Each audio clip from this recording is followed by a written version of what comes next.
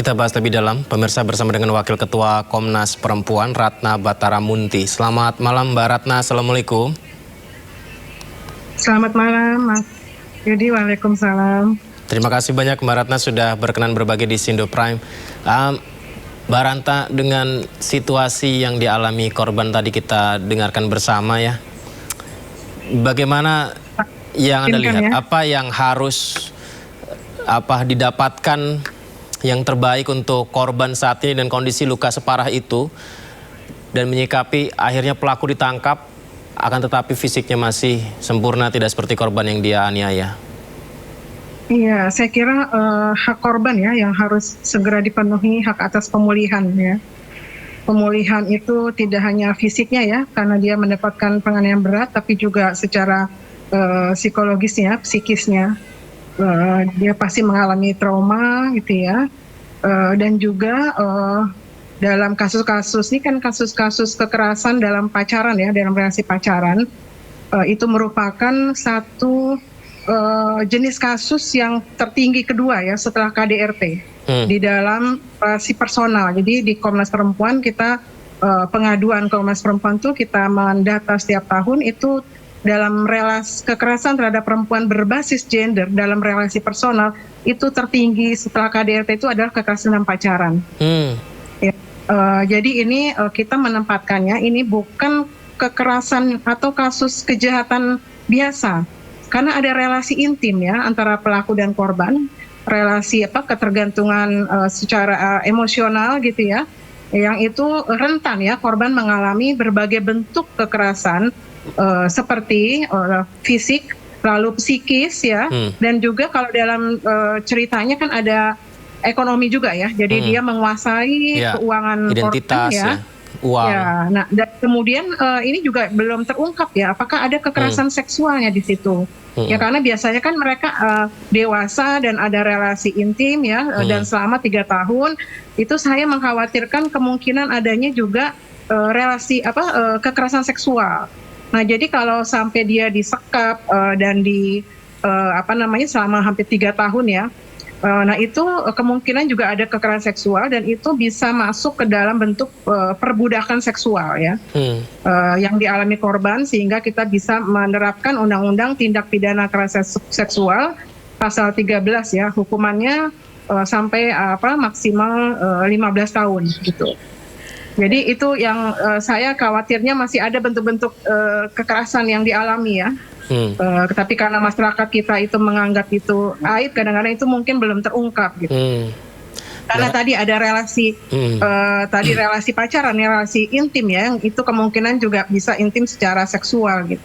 Ini kan. Nah, jadi itu pemulihannya tentu saja terkait juga penegakan hukumnya ya, dan hak-hak korban lainnya yang sudah diatur di berbagai aturan yang ada, termasuk di dalam Undang-Undang Tindak Pidana Kekerasan Seksual.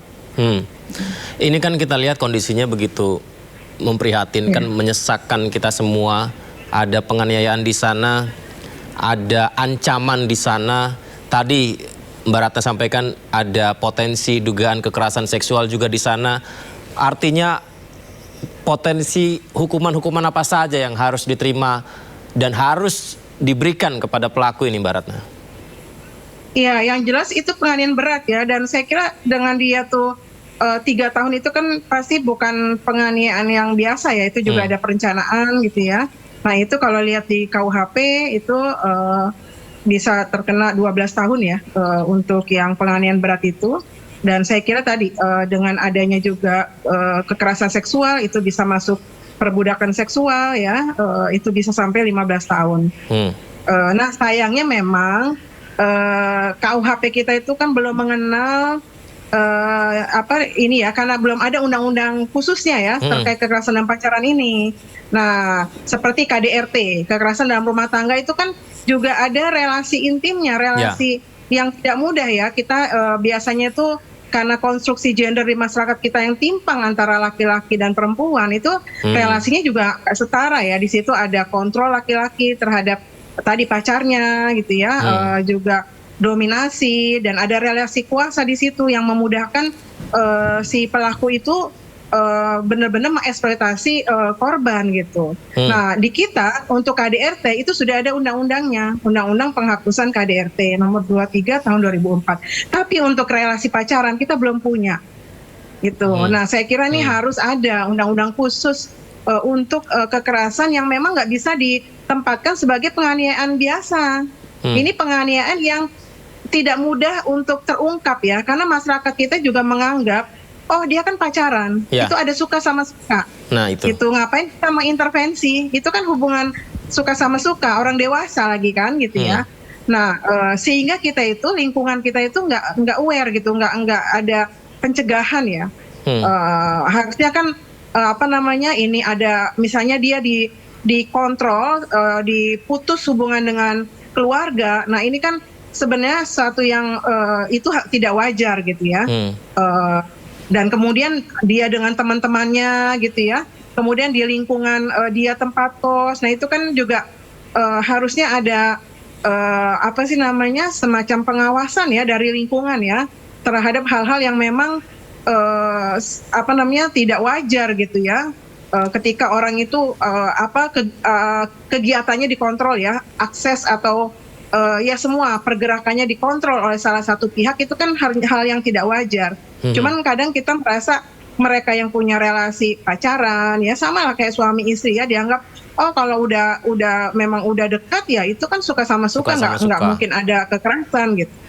Baik. Gitu. Nah kita sudah berhasil punya PKD, undang-undang KDRT, tapi untuk KDP kekerasan dalam pacaran ini kita belum punya undang-undang khususnya. Ini harus ada diatur secara khusus ini. Mbak Ratna, ini di layar kaca kita Mbak Ratna, kita lihat situasi sangat kontras antara pelaku dan korban. Di sisi sebelah kanan ini yang membuat seluruh masyarakat Indonesia Mbak Ratna merasa sesak, merasa miris karena kondisi fisik yang sudah benar-benar ya seperti ini. Sementara di sisi sebelah kiri ini adalah pelaku ketika ditangkap, beberapa hal yang disampaikan. Yang pertama menyesal, yang kedua siap bertanggung jawab. Tapi pertanggungjawaban seperti apa ketika situasi yang dialami korban di sisi sebelah kanan kita lihat cacat seumur hidup seperti ini. Sementara di gambar sebelah kiri ketika ditangkap, pelaku masih dalam kondisi gagah. Bahkan sempat-sempatnya dia tersenyum Mbak Ratna ketika dibawa oleh petugas kepolisian untuk mempertanggungjawabkan. Makanya tadi kan ada mau diperiksa kejiwaannya ya. Tapi saya kira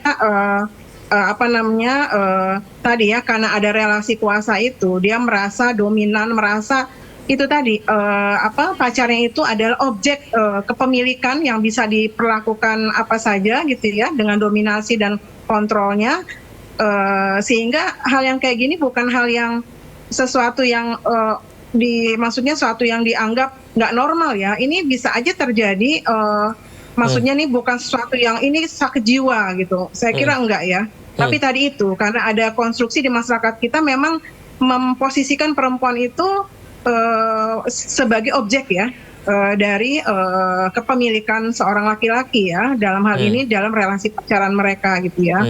Jadi ini konstruksi sosial di kita ya yang masih timpang ya relasinya antara laki-laki dan perempuan. Dan yang kedua juga misalnya anggapan dari pelaku, oh saya karena alkohol. Nah itu saya kira juga nggak bisa jadi alasan pemaaf. Nggak bisa jadi alasan ya? Nggak bisa jadi alasan pemaaf itu. Harusnya malah justru memperberat gitu ya. Dengan meminum alkohol lalu dia menyiksa, itu harusnya memperberat gitu. Bukan alasan pemaaf.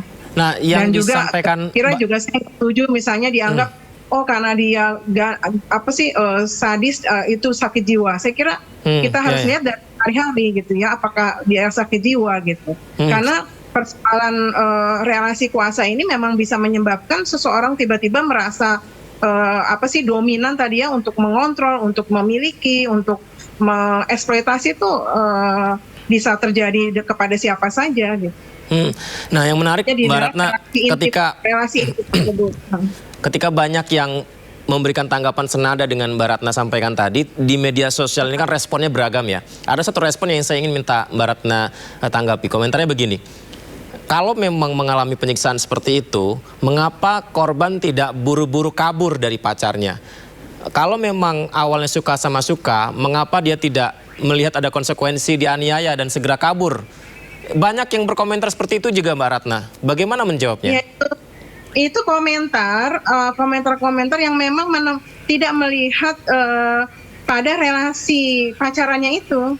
Bahwa relasi pacarannya itu sebenarnya ada relasi kuasa di situ. Dia melihat pada hubungan yang biasa saja gitu ya. Misalnya ya bukan hubungan intim ya. Tapi kalau ada hubungan intim atau tadi ada hubungan secara emosional, kedekatan intim emosional, itu tidak semudah itu kita kalau misalnya dilakukan misalnya kekerasan langsung melapor, langsung kabur, nggak semudah itu. Pertama, bisa jadi kan ini ada tadi ya kedekatan emosional, dia mencintai pacarnya gitu ya, merasa bergantung secara emosional, nggak mau misalnya diputus, banyak alasan yang membuat memang tidak mudah keluar dari lingkaran kekerasan ketika ada hubungan emosional itu, ada kedekatan intim emosional itu. Ya itu kan sebenarnya ya cuman bedanya misalnya kayak perkawinan ya, itu karena kan memang ada status ya, ini kan bukan perkawinan, tapi sebenarnya intinya sama, kedekatan emosional itu yang membuat korban itu tidak mudah keluar dari lingkaran kekerasan itu. Kan biasanya ada siklus bulan madu kan, nanti minta maaf, lalu hubungan baik lagi, lalu mungkin dikasih ya kita jalan-jalan yuk, dikasih inilah ya romantis gitu, nanti dipukul lagi gitu ya. Itu ada siklus kekerasan di situ. Nah, Mbak Ratna, ternyata kami lihat di media sosial ini masih coba dikonfirmasi didalami polisi. Enggak sedikit ternyata juga mengaku bahwa menjadi korban pelaku juga begitu. Beberapa wanita di media sosial menyebut bahwa beberapa kali diajak kenalan pelaku, bahkan juga ada yang sempat mengalami kekerasan dari pelaku. Lagi-lagi ini kita juga masih menunggu konfirmasi dari pihak kepolisian untuk mendalami. Artinya apakah di sini pelaku bisa dikatakan demikian? Ya. Karena saya lihat dia itu debt collector ya, dan ada pemerasan di situ ya, sudah menggunakan uang korban sekitar 50-an juta ya. Nah, coba dilihat di korban-korban lain mungkin modusnya sama ya. Jadi memang dia tujuan dia memang bukan yang pacaran ini ya, maksudnya kasih sayang sebagai pacar, karena memang menjadi target untuk mengeksploitasi tadi ya uang ekonomi korban ya, sumber daya korban. Bukan faktor asmara saja ya Bu Mbak Ratna? Bukan faktor asmara, iya. Mungkin ada misalnya mungkin ada ketertarikan ya, tapi itu sebagai cara masuk ya, untuk sebenarnya targetnya melakukan eksploitasi ekonomi. Mbak Ratna, saya ingin dikomentari juga tentang apa yang disampaikan pelaku. Jadi pelaku ini Mbak Ratna dan juga pemirsa ya, ketika ditangkap dia membantah beberapa tuduhan, seperti tidak mengakui tuduhan melukai mata dan bibir korban seperti yang ramai dibicarakan di media sosial. Kita simak dulu berikut. Tanggung jawab, itu tanggung jawab. Lain mana nepi bibir teh kunaon? Hah? Wah, banyak kota Wuhan. Iya, copot 1, 2 kali kan dipukul. Mana resinya? Penganiayaan oke nya. Tapi mana baheula cenah rek ngancem babeh mana nya? Baheula nya. Bener tak? DC Adira mana teh baheula? Beda ke DC. Hah? Sampai akhirnya DC. Mikir naon gituan teh. Misal karek ayeuna misal. 10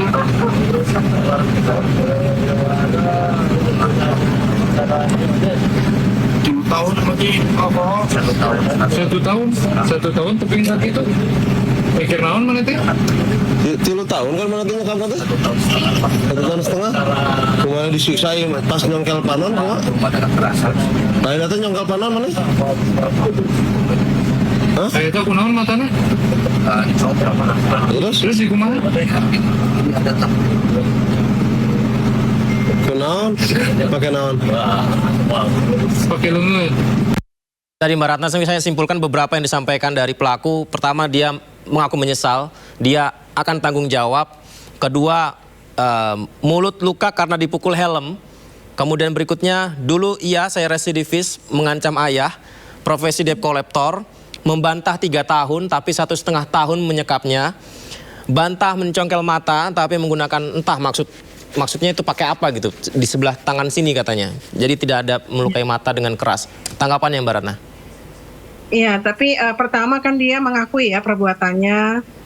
Itu yang penting, jadi pokok yang mengakui perbuatannya. Tapi bagaimana cara menyiksanya? Saya kira dia nggak bisa hanya kita nggak bisa hanya menerima pengakuannya. Itu kan mesti akan diperiksakan secara forensik ya, secara medis kan dan forensik kan ketahuan misalnya mengakibatkan situasi dampak fisik seperti itu pakai apa ininya dilakukannya, itu kan bisa ditelusuri ya dengan keilmuan ya forensik itu gitu ya. Nggak mungkin lah sampai mata seperti itu misalnya hanya pakai tangan gitu, dokter tahu itu dokter forensik. Jadi saya kira kita nggak bisa hanya mendengar dari keterangan si pelaku ya, seperti itu. Nah kalau misalnya dia ngaku hanya 1,5 tahun, itu kan juga bisa dilacak kan dari saksi-saksi yang mengetahui dia di kos ya tadi di Bandung atau di mana gitu ya, itu kan bisa ditelusuri oleh polisi. Itu polisi bisa mengumpulkan keterangan-keterangan saksi gitu ya. Jadi saya kira apa yang disampaikan itu ya gampang mudah gitu ya nanti ditelusuri ya, sehingga ya dia sebenarnya secara psikologis ya pelaku itu kan pertama nggak mau mengakui gitu ya persisnya apa yang dilakukan, jadi mencoba meringankan perbuatannya gitu. Nah itu kan hanya pakai helm, pakai lengan. Nah itu untuk dia ngaku saya melakukan, tapi ya saya nggak sadis itu kan, tetap ingin dianggap baik gitu ya. Tapi kan nggak semudah itu, nggak sesederhana itu kan. Kita kan udah melihat dampaknya itu sangat sadistik gitu kan. Ya betul. Yang dialami korban gitu. Terus ini Mbak Ratna, ini kan selama 3 tahun mereka berpindah-pindah kosan ya. Di kosan terakhir yang terungkap ini kan kalau tidak salah 2 bulan 3 bulan di kosan tersebut. Dan ada pengakuan bahwa pelaku ini galak Mbak Ratna. Jadi tegas kepada orang di sekitarnya begitu. Suka marah gitu. Kita kan kadang ketika melihat ada orang yang sedang berhubungan seperti itu, kemudian ya kita tidak mau ikut mencampuri itu, sehingga mungkin ini juga bisa menjadi sehingga panjang kasus ini tidak terungkap-terungkap gitu. Hanya seorang Resa, penjaga kos yang akhirnya berani mengungkapkan, itu pun dianggap dia ikut campur masalahnya. Nah himbauannya gimana Mbak? Supaya ada batas bahwa kita boleh ikut campur di situ. Jadi kalau ada pengakuan ini istri saya atau ini pacar saya, atau biasanya kan mengaku istri ya supaya bisa diterima di lingkungan gitu ya. Itu kita nggak bisa hanya gitu ya. Tentunya kan lingkungan sekitar, terutama yang pemilik kos itu harus juga tidak hanya mengejar keuntungan, yang penting kosan saya laku gitu ya. Tapi harus juga mengecek apa iya benar suami istri ya kan. Apalagi kalau misalnya ada kegaduhan itu kan sekarang nggak bisa lagi itu urusan rumah tangga saja atau urusan pacar saja gitu ya. Itu kan pertama kalau dia memang pacaran kan pasti harus diintervensi kalau dia sampai menginap berhari-hari di situ kan. Itu kan makanya itu kan harus bapak kos atau ibu kos itu nggak bisa menerima begitu saja gitu. Apalagi misalnya sudah misalnya mengaku suami istri padahal nggak punya maksudnya tuh bukti-bukti mereka suami istri kan juga bisa diintervensi dari situ. Apalagi kalau sudah ada keributan ya, yang saya baca itu kan sudah ada tanda-tanda bahwa ada penganiayaan gitu, maksud keributan. Nah itu kita sudah ada undang-undang penghapusan kekerasan rumah tangga, itu nggak bisa lagi dianggap urusan pribadi. Itu udah harus bisa kita laporkan kalau misalnya ada kecurigaan bahwa terjadi di situ misalnya pemukulan atau tadi ya keributan yang ada mungkin dampaknya yang apalagi sampai mengerikan seperti ini. Kalau korban nggak keluar itu kan juga harusnya dicurigai, kenapa nih ada perempuan di sini kok sampai nggak keluar gitu, lalu ada keributan, itu kan sudah bisa diasosiasikan bahwa terjadi kekerasan di situ. Nah itu nggak bisa bapak kos atau merek pemilik kos itu lepas tangan gitu ya. Itu nggak boleh terjadi seperti itu karena kita sudah punya undang-undangnya. Dan itu masyarakat itu wajib juga melaporkan kalau ada kecurigaan. Berarti kalau di depan mata ada kekerasan di sana, kita harus segera menegurnya dan ikut bertindak. Iya, harus intervensi. Apalagi kalau misalnya dari tadi kan karakternya ya, dia dan latar belakang debt collector itu mungkin memang juga biasa dengan menggunakan kekerasan juga sebagai satu metode kan juga itu juga kan juga bisa jadi faktor ya bahwa udah biasa melakukan kekerasan, apalagi tadi juga residivis gitu. Iya, baik. Nah, jadi nih yang pemilik kos bukan hanya pemilik kos ya, tapi juga RT RW itu nggak bisa ya lepas tangan dengan persoalan kekerasan di lingkungannya gitu. Baik, Mbak Ratna terima kasih banyak ya. Semoga kasus ini menjadi pelajaran kita semuanya, tidak ada lagi terjadi peristiwa ke depan. Pelaku mendapat hukuman yang setimpal dengan perbuatannya dan korban bisa segera pulih ya. Mbak Ratna terima kasih ya. Sukses pencegahan selalu. Ya, pencegahan. Terima kasih. Selamat malam. Assalamualaikum. Waalaikumsalam. Ya, informasi berikutnya dari mancanegara di mana Perdana Menteri Pakistan tegaskan MOU antara Iran dan Amerika Serikat tidak termasuk produksi rudal balistik Iran. Usai jeda di Sindo Prime.